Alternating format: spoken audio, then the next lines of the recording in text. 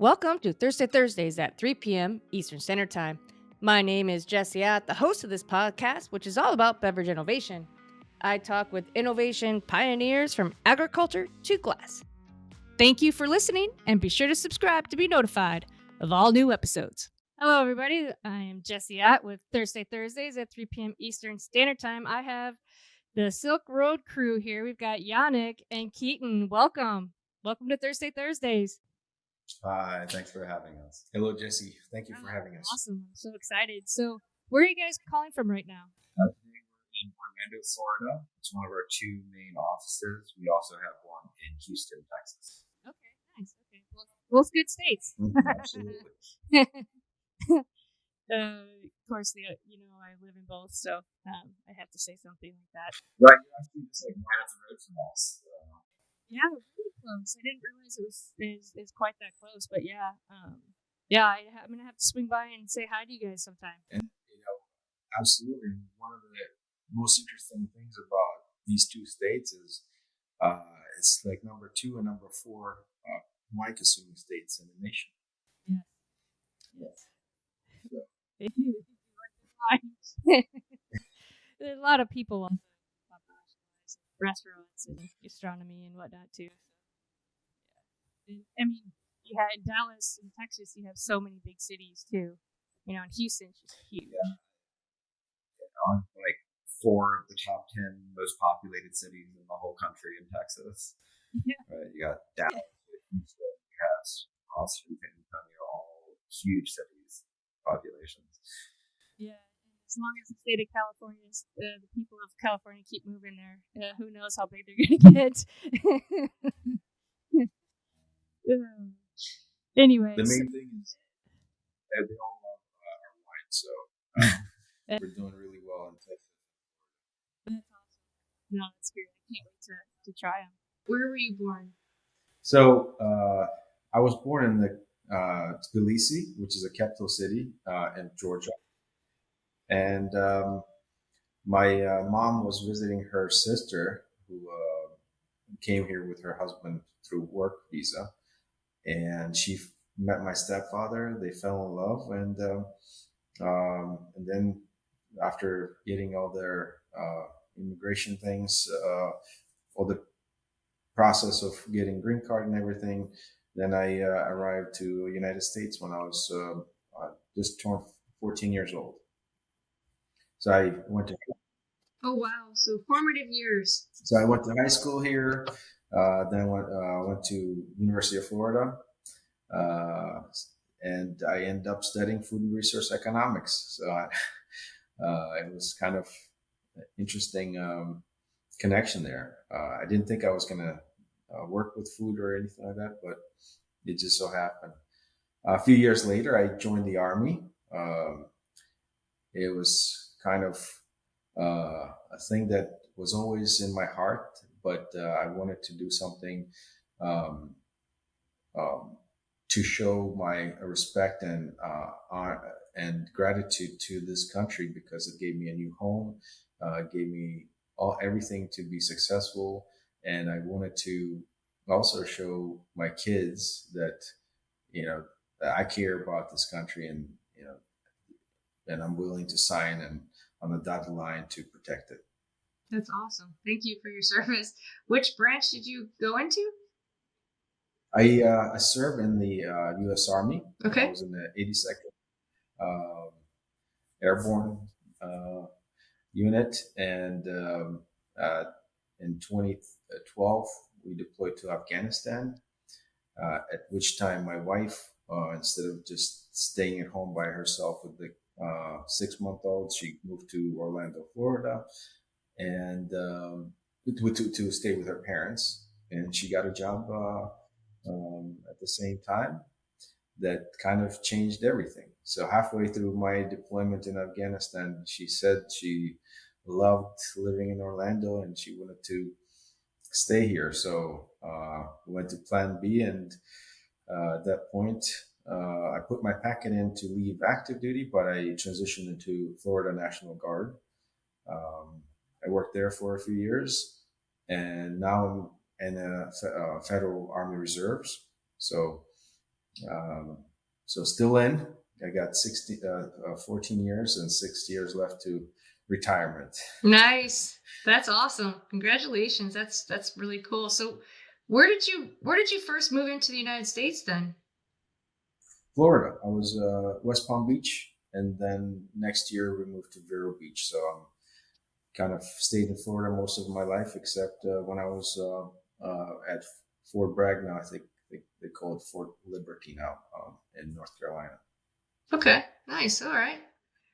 Very good. So you're in Orlando, you come back, and then what And happens? then yeah, so this coming back from Afghanistan, I had to do something more fun and something lighter and something that would make me happy. And that's where I'm like, this opportunity came where our family friend was supposed to import Georgian wine, but um, got through some process, but then uh, going back and forth to Georgia, he just stayed in Georgia.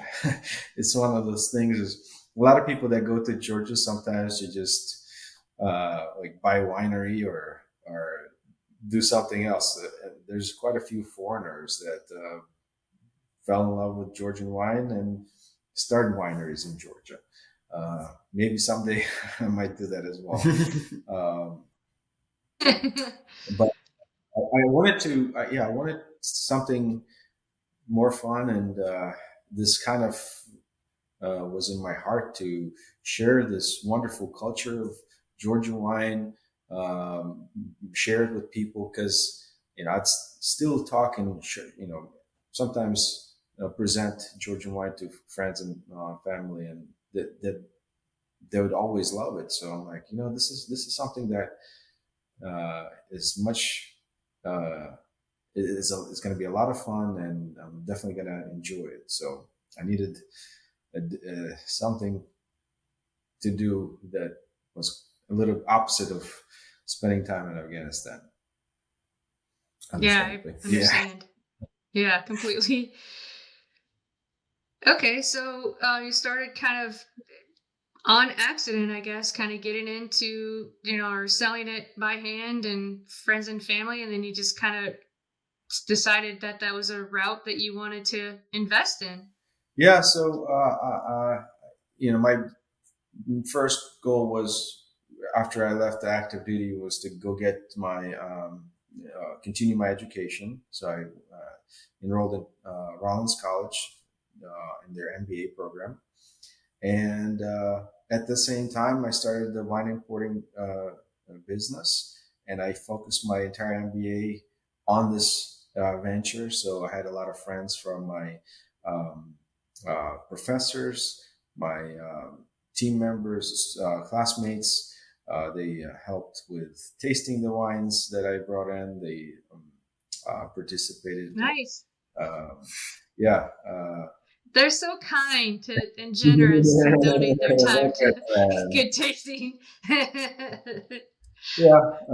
So I had quite a lot of help in this process, and one of my courses I had to join that required us to volunteer, and I joined a organization called SCORE. And if you haven't heard or if people don't know about it and they want to start their own business, SCORE is actually one of the best volunteer groups of mostly retired executives and people with a lot of knowledge and experience that just want to help other people succeed in starting their business, and they share and help them kind of along. My role was actually helping Yeah. Score in that with their IT and web support. So I was their person, but I met a lot of great people that also were good mentors to me. Introduced me to a few people that helped open the doors. One of the VPs of marketing of Olive Garden, Gopal, was volunteering there at that time. And his friend is George Miliotis. And I don't know if you know that name, but it's a big name in the industry. He's like one of the biggest master sommeliers in the world, top master sommeliers in the world. And he worked for Darden Group at that time. So uh, I came to him and had him try my wines, and um, he gave me the feedback and helped me choose the right wines for the market. Um, and ever since, now there's a wine bar, Georgian, in Orlando, Florida. So he's got his own bar, and I still go to him and help him choose my wines. And he actually carries our Qvervri wines and um, uh, in his restaurant. Awesome. Yeah, that's great. So he kind of helped you figure out which ones were the best for the American palates, I guess. And making choosing the best quality wines, because I wanted to make sure Best quality, yeah. Yeah, well, that's awesome. So he's kind of a mentor. Do you have other mentors that have kind of helped you in the space? Yeah, that you want to mention? Lois Perry. She's actually a marketing. She was a marketing person for developing Chuck E. Cheese's brand. So she's been great mentor. I think she's well, back then she was in the running that Orlando score. She was group, and um, there's so many people there along the way. One of the interesting ones is I was introduced to Doug Howell, who's also has 40 years of experience in this industry, and he helped me with my first sales. And um, back then and now, we went full circle. 9 years later, he joined our team, and he's very happy to be here with us and helping, Yay. grow. That's fantastic. I didn't realize he knew you guys for so long. Well, yeah, That's awesome. I met him about 2014. So Okay. Early on then, right at the right time to get some good advice. absolutely. What about any resources or anything you want to mention that have kind of helped you on your journey, whether it be, business or personal or organizational skills or any podcasts or anything that you listen to that kind of helped you along the way? Been an entrepreneur, so that kind of helped. Knowing how to run a business, how to do basic things with the businesses, and that kind of you have to be a self-starter and be self-motivated to be an entrepreneur. So that experience has been crucial. I've read a lot of books, especially some some of the self development books. Dale Carnegie books are great. Um, Anything that kind of raises you from the inside, because I think one of the things I love about Georgian wine is it's pure in heart, in the sense that it carries through the tradition. It carries a lot of um, history and a lot of connection between people, because the supras are a way of celebrating friends, God, family, um, peace, you name it. And in every single glass of wine that is drunk, pretty much every single person says a toast during the dinner, and which is called the supra in Georgian.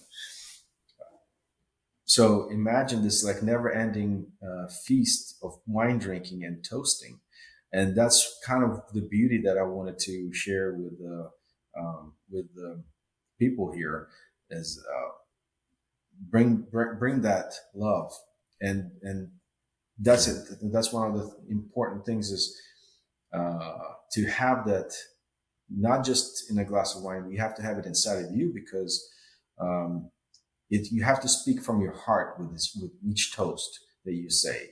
It's not, you don't write your toast ahead of time and then read it because it doesn't sound sincere and it's not, um, it doesn't come across like that.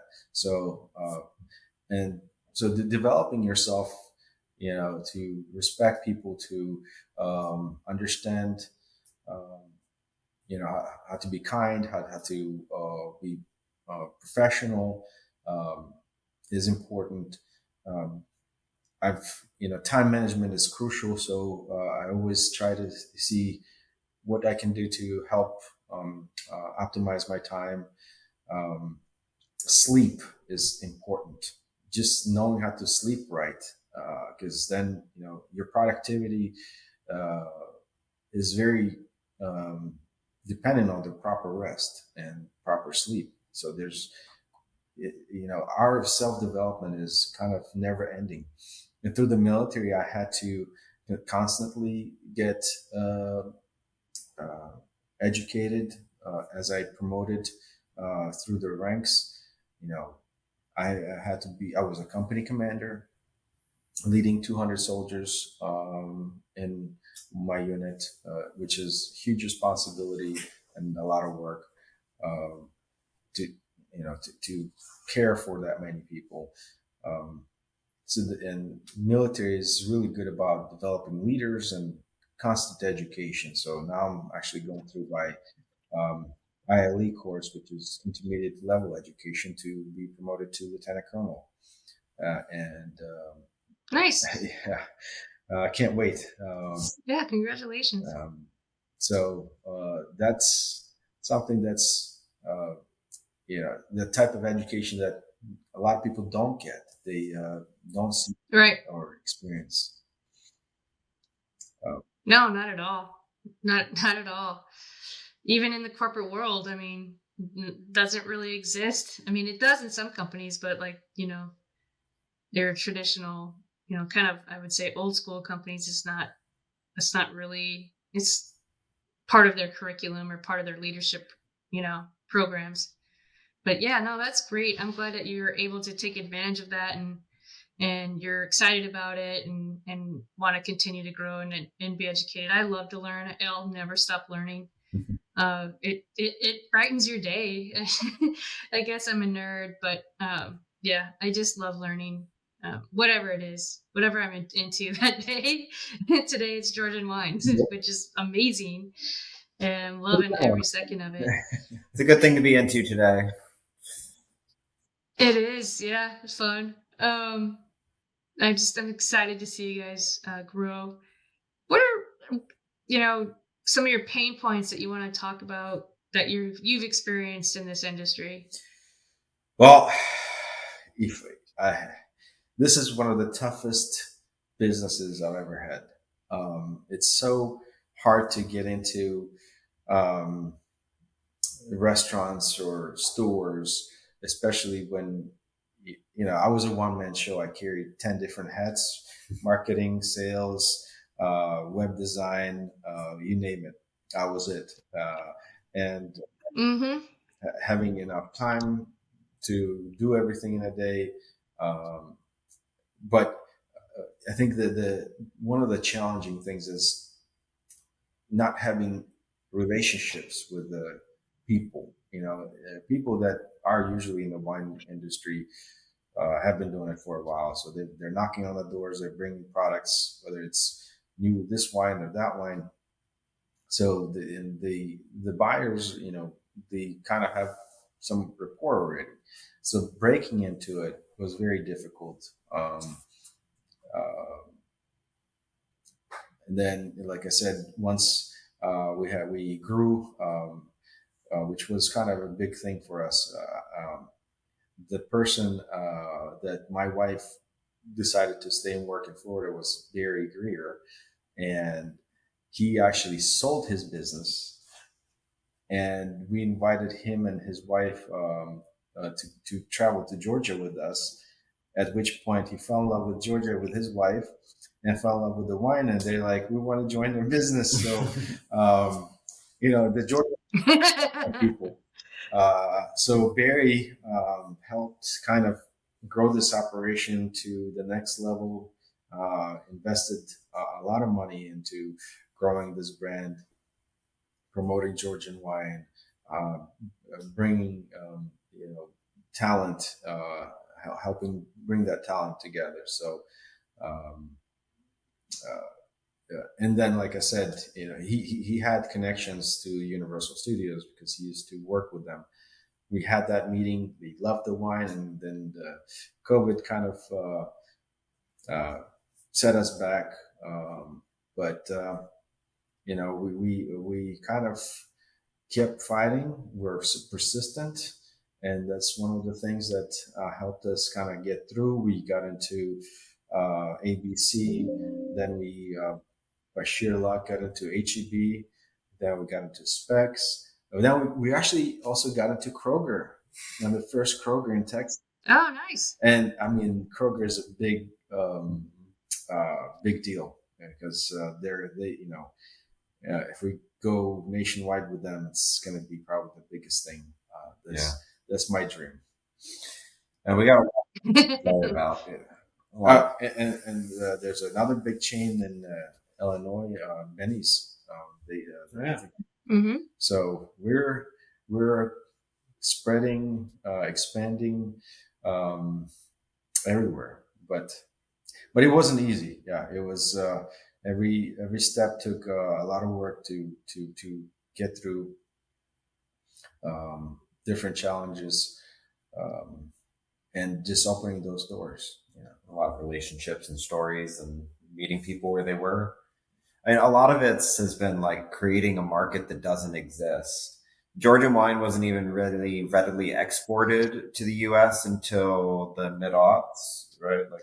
Yeah, it wasn't a big market. I mean, there's been, Georgian restaurants that popped, mostly like in New York. There were maybe in Miami, California, where they would have Georgian wine in, but it wasn't that big. But they started getting more and more popular, I think, in the last. The big thing that really promoted the expansion of Georgian wine was the 2006 embargo that Russia put on Georgia, and almost single-handedly destroyed the wine industry in Georgia, which at the same time is also a benefit.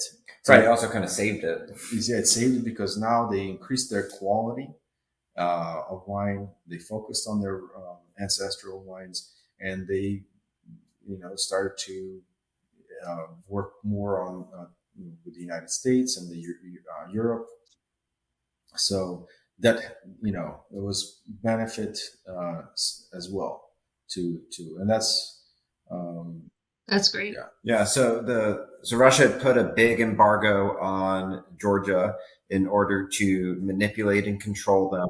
Mm-hmm. And then Georgian winemakers said, no, we're not doing this, but we obviously can't be solely dependent on Russia, which is where 75% of their exports were going in terms of wine. So now, only within the last 20 years, have we seen Georgian winemakers really make an effort to be a part of the Western wine conversation, which is why it hasn't really been prevalent up until recently.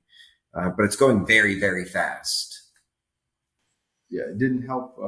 In 2008, Russia attacked Georgia, and even to this day, they occupy 20% of Georgian land, which is not a big country to start with, but right, about the size of West Virginia, the whole country.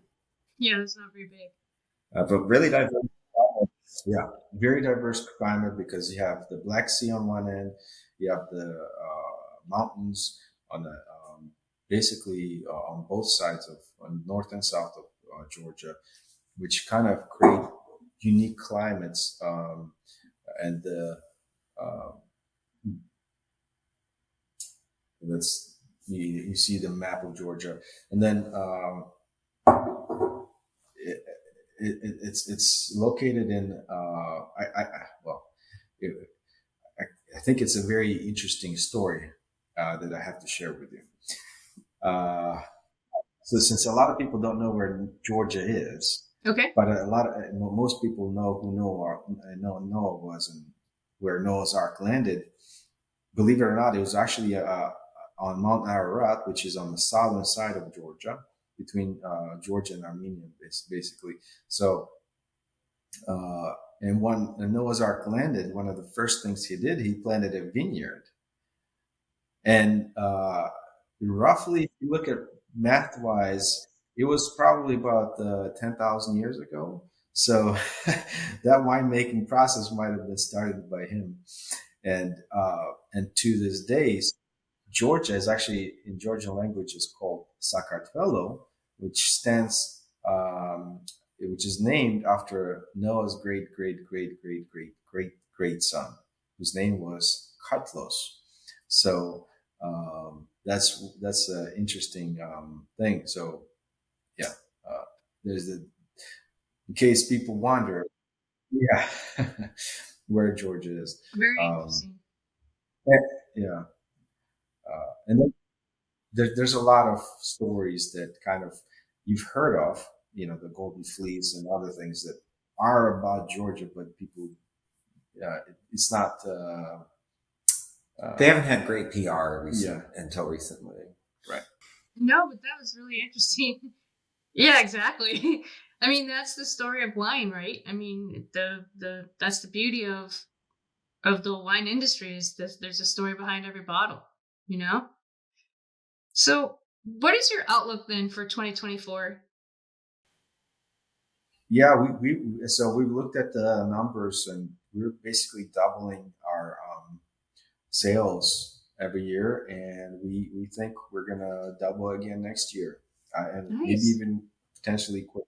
We'll see. Uh, there's a lot of things kind of opening and developing, and I feel like we're at that pinnacle where Georgian wine is about to really take over and become mainstream. Mm-hmm. We started selling wine in ABC in Florida, like 3 years ago, just about. And we planted that seed, and our sales were like, a couple of cases let's say, per month. And then it went up and up and up, and that seed is growing and developing. And I think, the more and more things that we do with food and wine festivals all over the state, they kind of educate the people. And now, we're getting orders every month, last 4 months with the ABC. So somebody's drinking it, somebody's enjoying it, and it's getting bigger. So yeah, we also only launched our online platform in August, so we've only been available for not just going into the retail outlet, but ordering directly for, I guess, about 4 or 5 months now. And we've seen a massive spike over the last couple of months of growth of people coming and noticing what's going on there. So that's very exciting. Yeah. Yeah. Congratulations. That's exciting. It's a whole new outlet for you. Yeah, absolutely. Yeah. Now we're available pretty much nationwide, except for a few states. That's wow! I didn't know you guys were that distributed. So that's fantastic. Yeah, you guys are ready to. You're primed for the next level, next level stuff. That's super exciting. Congratulations. Well, the proof is in the bottle, isn't it? Right. So you're turning heads. You're converting people over. I mean, again, yes, it's the stories and the quality, and I think that those two go hand in hand. And now you've got a great team and a lot of support, and got the right people in place to really kind of make things happen. So I'm super excited to see what happens in 2024. I will have to keep in touch, and if you have Do you want to come on and do any product releases? That's something I'm going to try and work on for 24 is to do any line extensions. I know you kind of mentioned them today. If you want to go come on and taste them, just a 10-15 minute segment. We'll do it really quick. So people can kind of come here when there's something new. They can come to Thursdays, and they know that there's new products. They're learning about something different and innovation, and then line extensions too. So you guys fit all those categories. So keep me in mind. Absolutely. Oh, I just wanted to throw in something really quick. For a few things for your listeners to be on the lookout for as we're moving into this next year. We actually have several promotions that are going to be available on our website that we would love for people to check out. One of them is we're going to do a sweet indulgence, semi-sweet packaging that we're currently meeting with a chocolatier to pair our wine specifically curated with a collection of artisanal chocolates made from Venezuelan chocolate. So we think that's going to be really, really good. And information about that should be up just around the first of the year. The new sparklings have also come in, and we are selling a gift box that includes all three of them, as well as 4 little champagne glasses for under $50. Nice. So that one's really great. And then we're also introducing a box of Qvervri Reserve where you can get it as a collective for Valentine's Day at a significantly cheaper rate than what we normally offer it. It's essentially a buy 2, get 1 free for our best wine. Rounding out here, any passions outside of work or selling wine around the country? Well, one of the things we also did, as I mentioned, Barry's my partner. He's actually retired firefighter paramedic, and I'm a veteran. And we formed the Silk Road Wine Foundation that helps support veterans and first responders. We work with Tunnel to Towers from that's out of New York, but they have a Florida division that we support. We had a couple of galas. We raised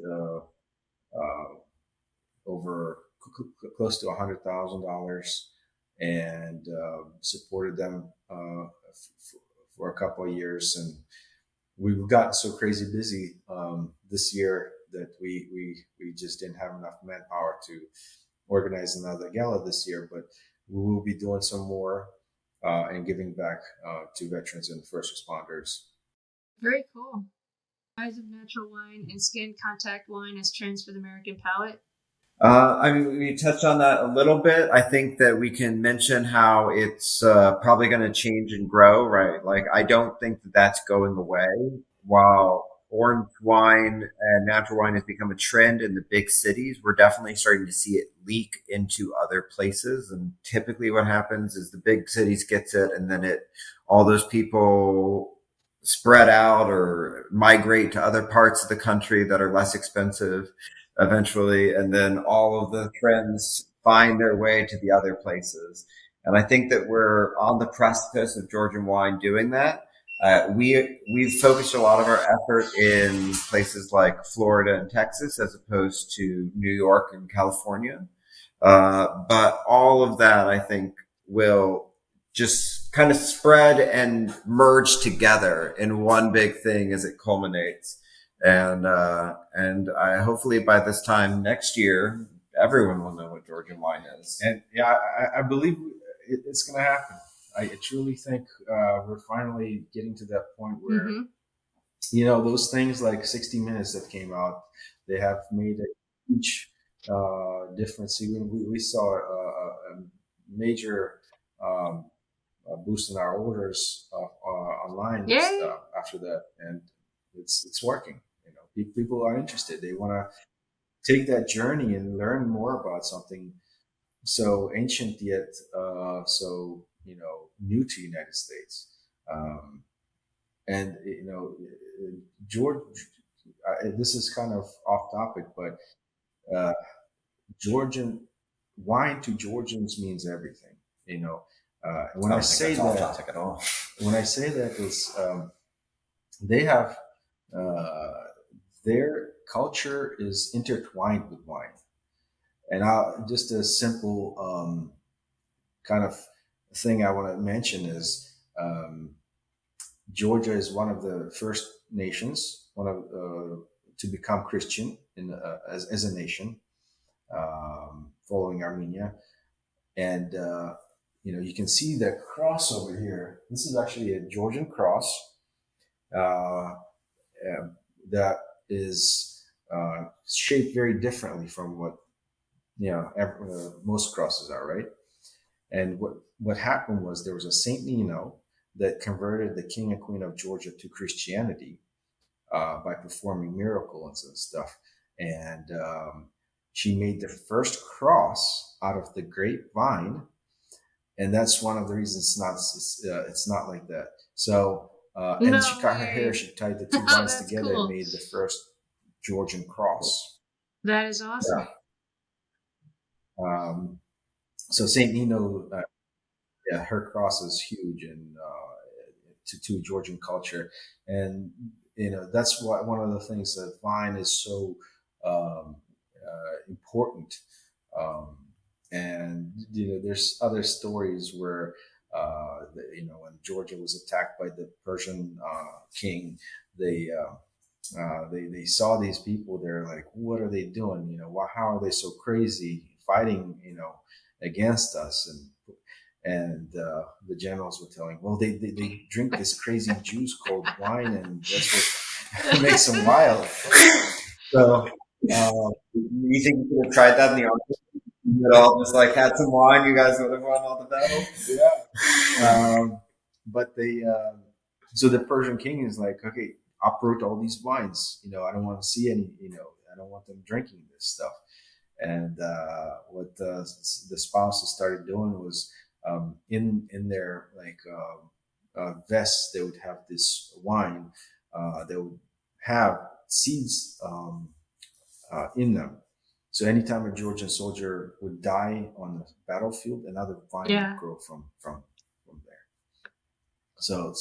That's that those kinds of stories and traditions and are you know intertwined with the culture. And like I said, they um, every every first toast is always to God, to thanking Him for everything we have, and um, because there's another story. It's also kind of funny.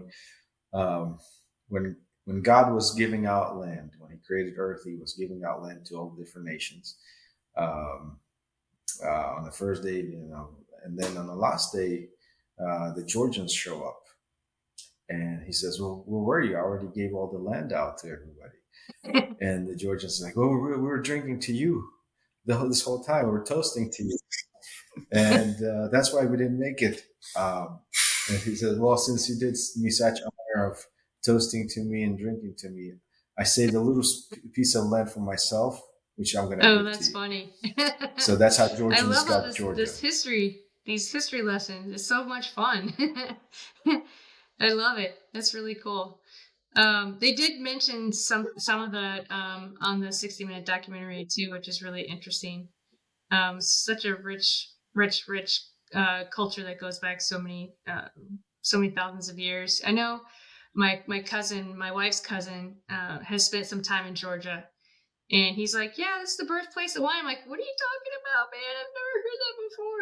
And I just feel so stupid. But he's like, "Oh my gosh, He explained it just like that, in the sense that it's just such a part of their culture. They have a lot of pride, and they all kind of think they all kind of make their own wines, as you mentioned. They're in their gardens, in their backyards, and it's just so intertwined with who they are, and they're so proud of uh, from what I gathered from my cousin, that they're just so proud that they want to share. They want you to taste, and it's kind of part of their culture to eat and drink with them, and they're prideful in sharing on what that means to them, to others. And so I thought that was extraordinary. I think that's very special, because it's not certainly not our culture here. So I thought it was fascinating just to hear his version of going over there and experiencing, you know, what it's like to live there and how people embrace others.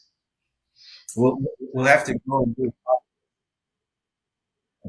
Yeah, we'll have to do one in Georgia. Yeah, And, no, after you I'll experience go it. anytime. Yeah, I would love to go experience it and see it. The pictures, are amazing. It just looks like such a beautiful, very old preserved, wonderful culture.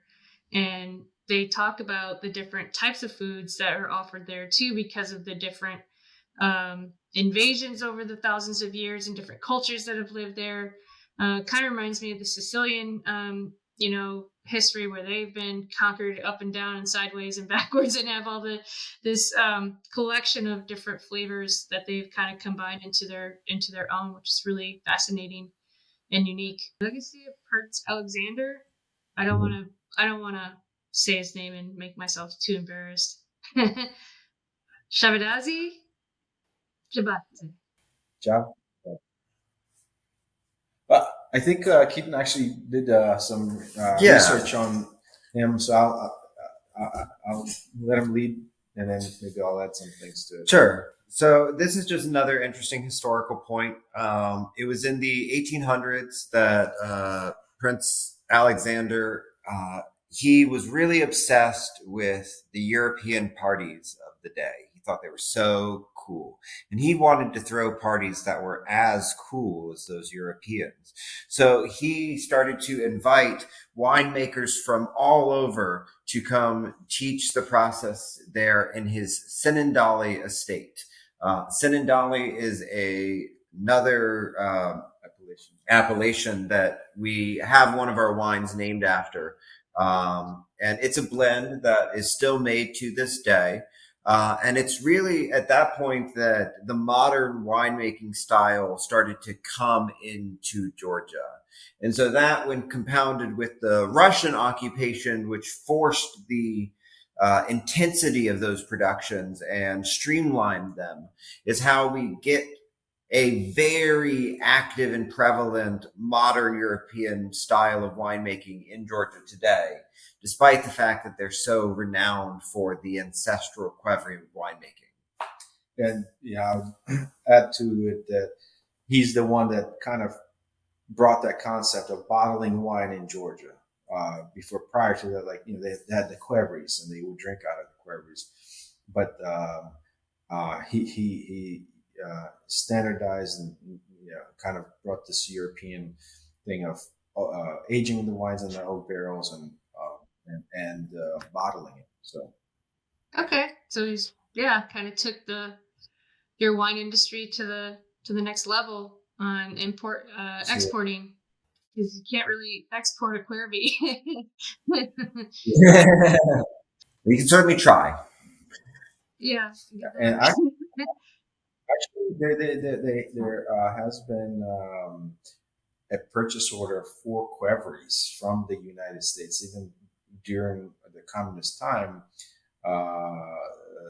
There was an American that wanted to buy Qvervris and bring them to the United States, and then the Soviet Union fell apart, and the kind of things went sideways, and it never happened. So, but our Qvervri wines are made in those Qvervris that were actually designated for the United States.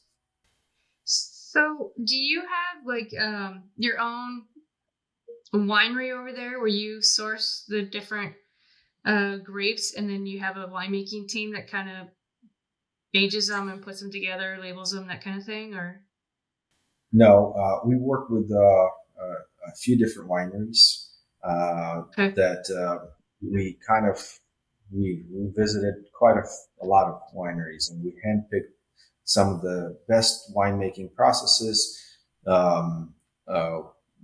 top quality wine. At the same time, their facilities, professional team, winemakers, everything is top notch. Where we feel comfortable always having the same good quality wine,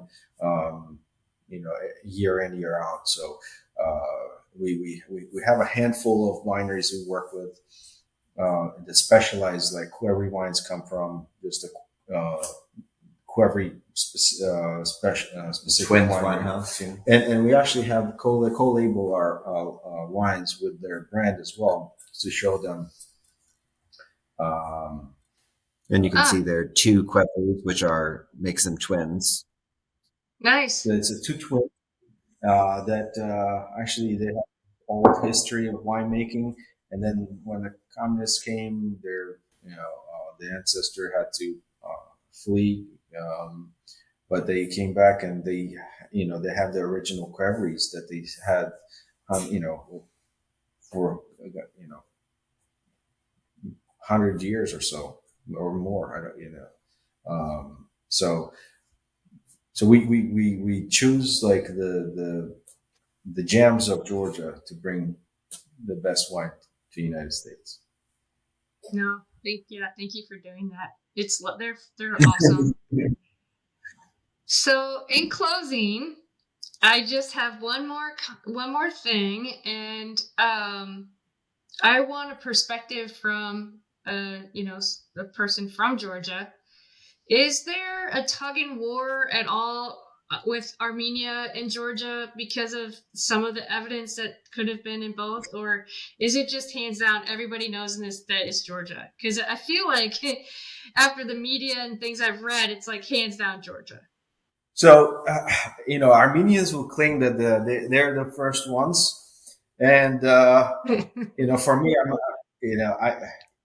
I'm biased because I was born in Georgia, but at the same time, my last name is Armenian, so my ancestors are Armenian. So I kind of feel for both of them, but I think the UNESCO World Heritage has identified Georgia as the birthplace of wine. They have the British Museum of History and other American universities found these clay vessels that had seeds in them, the wine residue on them, and they backdated them to 6,700 BC. So to this day, nobody has found any other Qvervri that has that the seeds and the wine in it that dates that far back. So I think for now, Georgia holds the record until further evidence is found. Yeah. I mean, they're border each other, and exactly. Armenia also Armenia has great wines, and they have an amazing pomegranate wine, which is very special, and we're going to be also bringing in. Sneak peek there. Spoilers. Spoiler alert. We may be getting a Armenian pomegranate wine very soon. Nice. Well, that's exciting. More innovation. Yeah. Now, do they use similar techniques in Armenia that you use in Georgia, or are they different? They have a different process. The pomegranate wine requires a certain system of cooling, and I was introduced to it once, and it was kind of very fast introduction, so I didn't take notes. But it's a little bit of different process how they treat pomegranate wine. And do they use Qvervris and stuff for their winemaking? As much as y'all do in Georgia? Well, but I don't know much about Armenian wine when it comes to Qvervri. I have tried Armenian wine, and they have some of their indigenous grape varietals. Like one of the big names is Areni, and they have pretty good quality, delicious wine. And actually, in some of them, they also use Georgian grape varietals as a blend to add to their wine. So the winemaking process is very connected in that sense. But they're different as well. Okay. Well, more to discover then. More to learn. Absolutely. Always. Shout out your website or anything? Oh, absolutely. Yeah, please visit www.silkroadwines.com or check us out on Instagram at instagram.com/silkroadwines. You can also type Silk Road Wine into Google and we'll probably show up. Yeah, there's a lot of really exciting stuff happen. Oh, and we're about to introduce a new email listserv, and if you sign up for that, you'll receive a discount percentage on your next order of 10%, which is very cool. Lots of exciting stuff coming out. I would highly suggest checking out the website, subscribing in, because things are going to be coming out every day for the next couple of weeks. Very, very exciting stuff. Thank you both so much. I'm so excited for where you guys are at and where you're headed. It's super exciting. Keep me posted. Stay in touch, and hopefully we'll get to meet soon.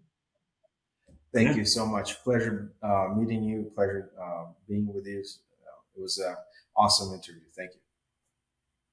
Oh, thank you. Great. And Likewise. It's so fun. Doug also sends his best. He wanted to make sure that he could say hi to you. Oh, yes. Hi, Doug. Yes, he's the one that connected us. I've known Doug for 20, 25, I don't know. Almost as long as I've been in the business, actually. He's a great guy. Worked with him a couple of different times, and yeah, I'm so glad he connected us. So that's fantastic.